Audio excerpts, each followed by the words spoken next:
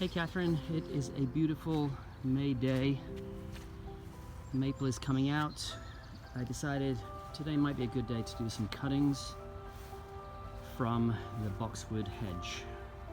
This is a boxwood hedge that I made entirely out of cuttings that I took 12 years ago. So it's a long process, but if you do enough, you can really do something substantial with them. If I remember correctly, I did this in the fall last time, but I think we're going to be okay in the spring. I'm going to use this boxwood hedge here, or this boxwood. It's not a hedge because it's a ball. And I'm going to take some semi-hardwood cuttings. Again, I'm not sure if this is correct. We will find out. So these are the cuttings that I took. I took several dozen. What I'm going to do is to strip the leaves off to expose several nodes. Unfortunately, my tripod hasn't arrived, so I'm going to have to just hold the camera for now. But you'll get the idea. So you can see I removed all the lower leaves. I've left a few on the end. I trimmed them pretty short. I don't want a lot of leaves on here because I don't want it to need too much water. So several places that roots could possibly come out, these nodes. And that's it. I'm going to do several dozen of these. So here we have about 30 semi-hardwood cuttings. They're called semi-hardwood because it's green and pliable, but it's last year's growth, unlike the end of this, which is much harder. I'm not sure why we use semi-hardwood as opposed to hardwood. I don't know.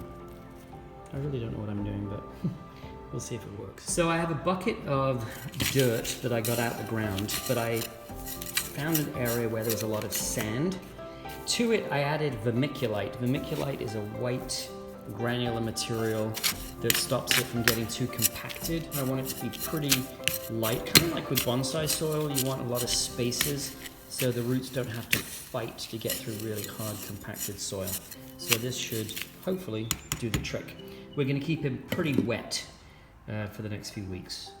So I filled up a 4-inch pot with the soil. I've compacted it down just with my fingers, and because these are fairly hard, they should just push right in. I'm going to fill this pot up with about maybe 10 of these. I don't care if the roots get intertwined because it won't be in this pot long enough for that to become an issue. They'll easily separate. So here we are. We basically have 11 seedlings in each pot, and so we're looking at 33. I think my only regret is that I didn't take more cuttings. I think I'm going to go and do that. I remember when I did this last time, many years ago, I didn't know it was going to be as successful as it was. Pretty much every cutting took.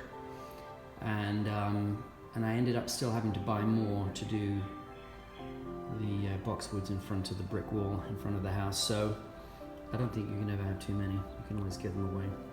So basically these need to be kept wet, but not sitting in water. They need to be kept cool so they don't dry out because they're going to want to evaporate. And if it's now 60s in the day, if it starts to get up into the high 70s, I'm going to put them somewhere. Well, I'm going to put them in the shade anyway, just to give them a chance. It's going to take several weeks for these roots to develop. So I'm basically showing you where I put the little cuttings. Right here in this odd little spot. Basically, it is protected from the wind. It is protected from the sun. It's easy for me to get to. I hopefully won't forget about them. They're going to sit there for a few weeks, and then I will pull them out of the pot and take a look at the roots, and I will update you.